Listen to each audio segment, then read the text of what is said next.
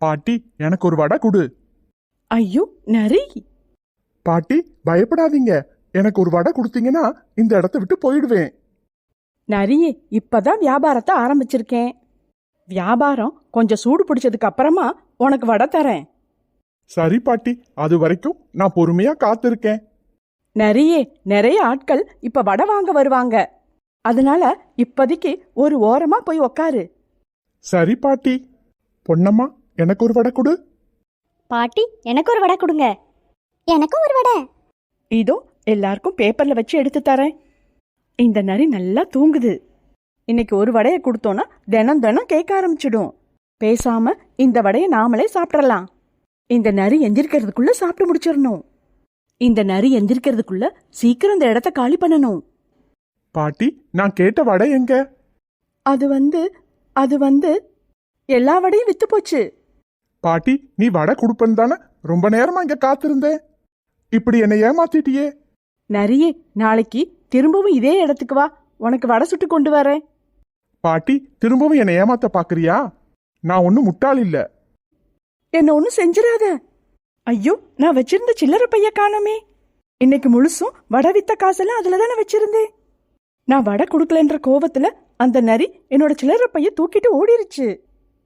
பேசாம அந்த நரிக்கு ஒரு வடையை கொடுத்திருந்தா என்னோட பணத்தை நான் இழந்திருக்கவே மாட்டேன். இன்னைக்கு முழுசும் நான் உழைச்ச உழைப்பெல்லாம் போயிருச்சு. பணத்தை இழந்த கவலையில் மிகுந்த ஏமாற்றத்துடன் தனது வீடு நோக்கி நடந்தாள். ஐயோ, அந்த வண்டு தண்ணியில தத்தளிச்சுக்கிட்டு இருக்கே. அந்த வண்டை நம்ம எப்படியாவது காப்பாத்தணும். பறவையே, என்னோட உயிரை காப்பாத்தினதுக்கு ரொம்ப நன்றி. என்னால முடிஞ்ச சின்ன உதவி. நாயே, நீ தொடர்ந்து குறைச்சிக்கிட்டு இருக்கனால என்னால தூங்கவே முடியல. பறவையே, அதுக்கு நான் என்ன பண்ண முடியும்? என்னால குறைக்காம இருக்க முடியாது.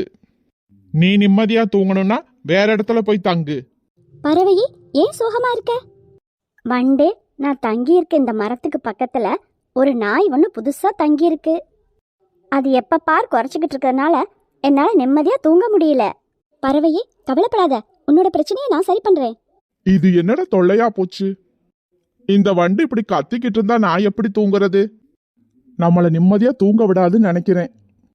இந்த வண்டு இந்த இடத்த விட்டு போற மாதிரி தெரியல. நான் வேற இடத்துக்கு போறேன். அன்றிலிருந்து அந்த நாய் அந்த பக்கம் வருவதே இல்லை. நண்பா, சீக்கிரம் நட. இன்னைக்கு நம்ம சிங்கராஜா காட்டுல இருக்க எல்லா விலங்குகளுக்கும் விருந்து வைக்கிறாரு. என்னால வேகமா நடக்க முடியல. என்னோட முதுகுல உப்பு மூட்டைகள் இருக்கிறதுனால ரொம்ப சுமையா இருக்கு. நீ பஞ்சு மூட்டை தானே சுமக்கிற. என்னோட உப்பு மூட்டை 2 கொடுத்துடுறேன். அதுக்கு பதிலா 2 பஞ்சு மூட்டைகள் எனக்கு கொடுத்துரு. 2 பேருக்குமே சுமை சரிசமமா பிரிஞ்சிடும். அப்புறம் 2 பேருமே ஒன்னாவே விருந்துல கலந்துக்கலாம். ஐயோ, என்னால முடியாது. நல்ல வேளை அந்த கழுதையை விட்டுட்டு தனியா வந்துட்டோம். என்ன இது, திடீர்னு மழை வருதே. மழை என் மேல விழுக விழுக பஞ்சு மூட்டை கனமாயிக்கிட்டே போகுது. என்னால நடக்கவே முடியல. விருந்துல கலந்துக்க முடியாதுன்னு நினைக்கிறேன். பேசாம அந்த கழுதை சொன்ன மாதிரி சுமைய ஆளுக்கு பாதியா பிரிச்சிருந்தா 2 பேருமே விருந்துல கலந்துருக்கலாம். எல்லாத்துக்கும் காரணம் என்னோட சுயநலம் தான். ஐ ஜாலி, என்னோட முதுகுல இருக்கிற சுமை குறைஞ்சிருச்சு. நான் சிங்கராஜா வைக்கிற விருந்துல கலந்துக்க போறேன்.